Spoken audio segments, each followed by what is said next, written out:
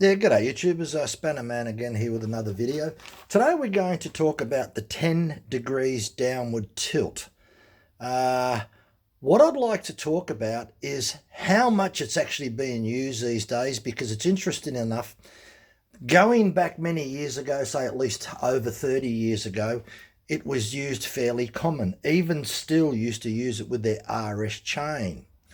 Anyway, trying to gather some information about why it was used and why it's not being used these days, and some manufacturers recommend it and some don't. So there's all different sort of stories going around why still discontinued or stopped recommending it.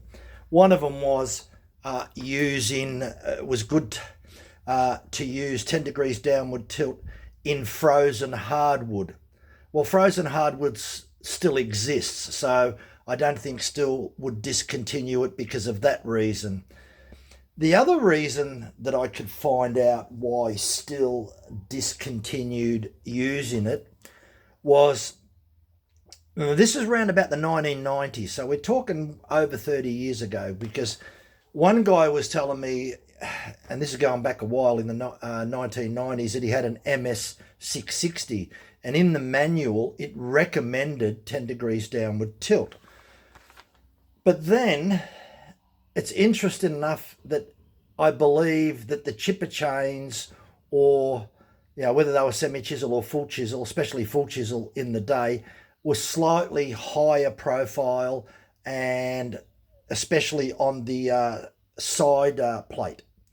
So I'm sort of hearing stories that the side plate was higher, but I don't have any chain of 30 years ago, so I can't comment. And someone was saying that the best way to get the chain, a full chisel chain, to cut back in those days was to give it 10 degrees downward tilt. Because if you didn't give it 10 degrees downward tilt on a full chisel chain, it simply didn't cut really good. So whether or not that's true, I don't know.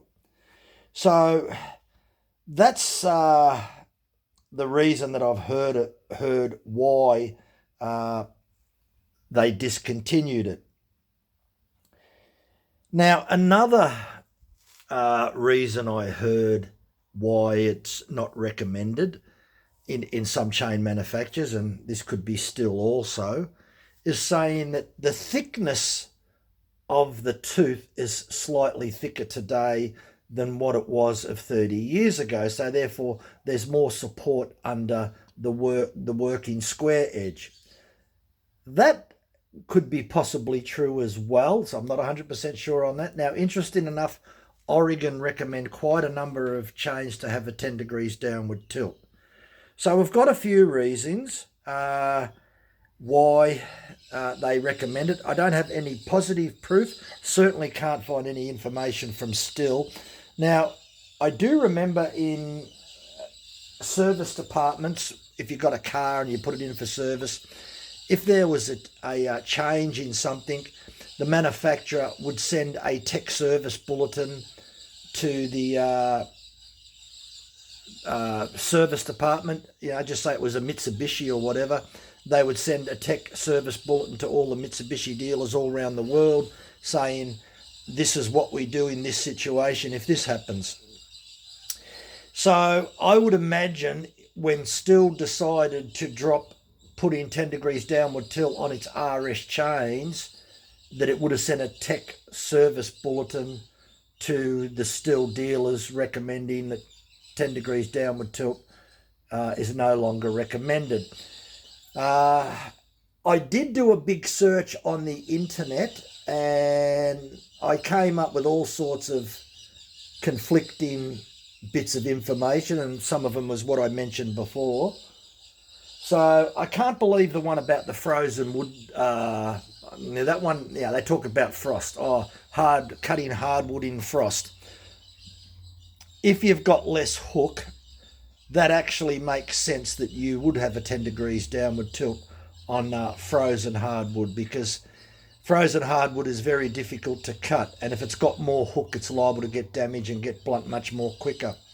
So I could believe using a 10 degree downward tilt for that, but to turn around and say, 10 degrees downward tilt for frozen timber is no longer required, well, I don't know. I can't believe that one. If they did make the tooth thicker, could have been 10%, 15% thicker. Maybe that's strong enough. Maybe that's the reason why. I don't know. Maybe some of the older cockies out there that are watching this video could come back and let me know, if they do know, why the 10 degrees, why Stihl stopped recommended 10 degrees downward tilt. Now, I've got a chain here. This is a brand new link of chain. I sort of just got it out of the box and broke a piece off and deliberately filed two, we'll just see whether you can actually see this as well. So what I did was, let's see if we can see it here. I filed that brand new piece of chain, filed it that way, and then I filed the other one that way. So this one here has been filed with 10 degrees downward tilt, and this one is filed just horizontal. So you can see that there's a little bit more hook in this one, whereas this one over here certainly has less hook. Now, the original chain has this aggressive hook on it. Now, if you were using that in frozen timber, there's a good chance that that could get damaged. But I notice a lot of the Stihl Hexacut looks like it's got a very sharp point on it.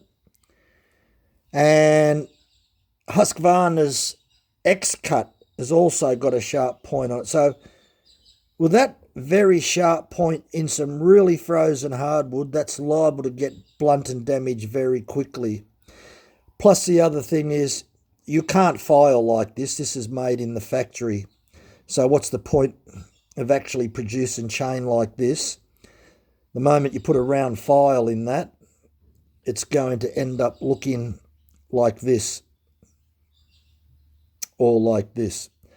So the other thing is that when you look at that angle there, you'll notice that there definitely is a slightly different angle when you do 10 degrees downward tilt. You lose about 2.5 degrees. So we'll just see if you can quickly see that difference. That's 25 degrees. That's the difference.